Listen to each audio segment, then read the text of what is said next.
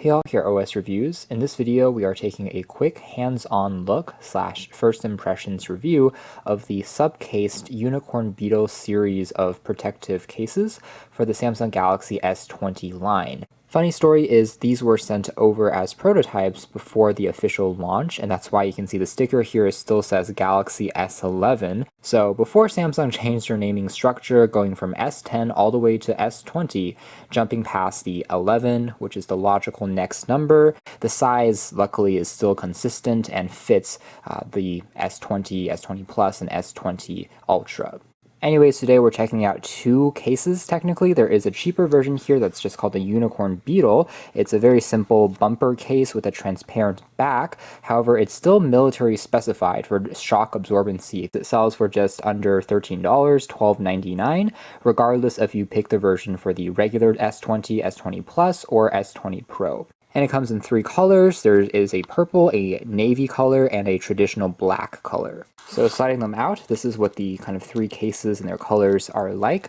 The navy color, I think it's a lighter shade of blue than I was really expecting, but there's a two-tone design going on. There's the Supcase logo imprinted on the very bottom.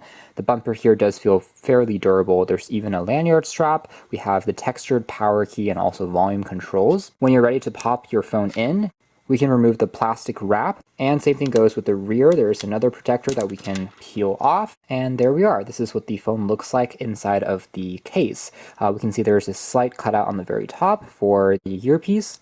And then similar to other Galaxy flagships in years past, this does have a curved screen on the edges. As we can see here, kind of bleeds off towards the edge. That does make it a little harder for traditional cases to fit around because you can't obstruct parts of the edge screen.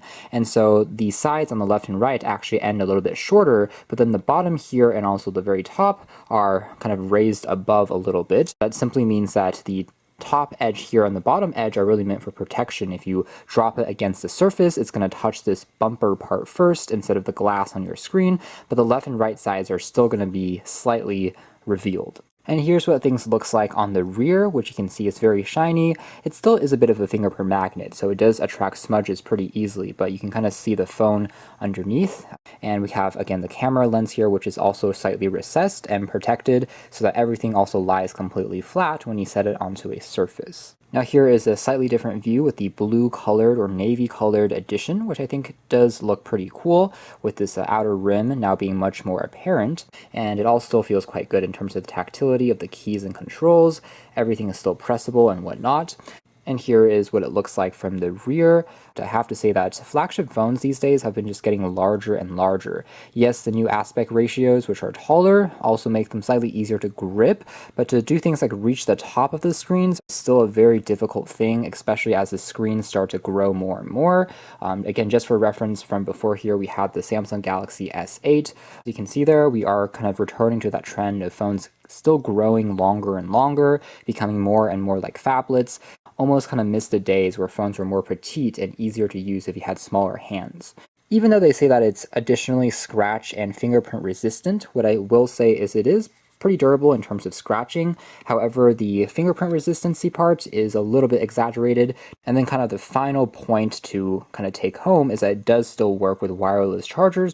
Now, if you want a case that has even more durability, if you're planning on going to more kind of construction zone areas where you are afraid of dropping it into things like dirt or water, they do sell a Pro edition of their case, which also has a strap that you can use to attach it to a belt, in addition to an integrated kickstand that you can use to pop it up without holding it for watching videos. Packaging is also a little more heavy duty, including a QR code that you can scan to guide you through the installation process. It claims that it's still going to work with wireless Qi chargers, at least ones from Samsung. And here we have it, the three cases, which this time around is definitely on the heavier side, competing with OtterBox's more heavy-duty lines of cases. And then here we have the integrated kickstand, which you can pull on to then adjust the angle. Here's what it looks like when fully locked. Then the front of the case even has this protective layer covering the screen itself. It does also rotate on its axis, I believe 360 degrees. So you can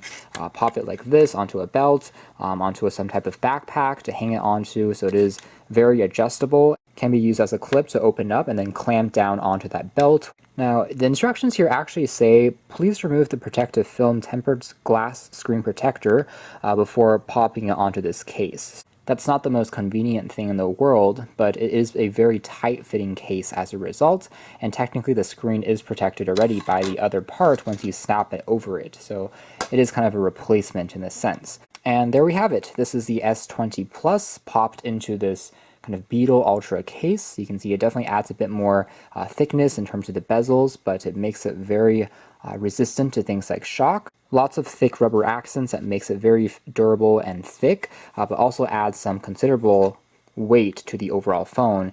The lip here is even protected, including the Type-C port for charging has been covered up by this thick little door that prevents dirt from getting in and adds some additional water resistancy. Finally, this is what the buttons looks like on the sides, also very tactile and responsive for the volume and also the power.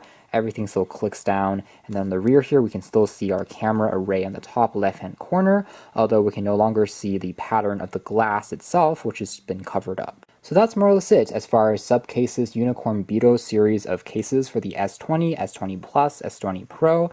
Again, they all sell for the same price, and there's really two versions to pick from. One which is more of a casual, everyday style that I personally would recommend for the majority of folks, and then they have kind of a Pro Edition case, which adds more durability, but also at the expense of giving you additional weight and thickness, and actually two very good cases, I think, for the S20 series if you are considering picking one up. This is definitely a good option to consider that doesn't break the bank. It's going to be cheaper also compared to OtterBox's line of similar cases. Thanks for watching here at OS Reviews. That's been a closer look at the Supcase Unicorn Beetle for the Samsung Galaxy S20 line.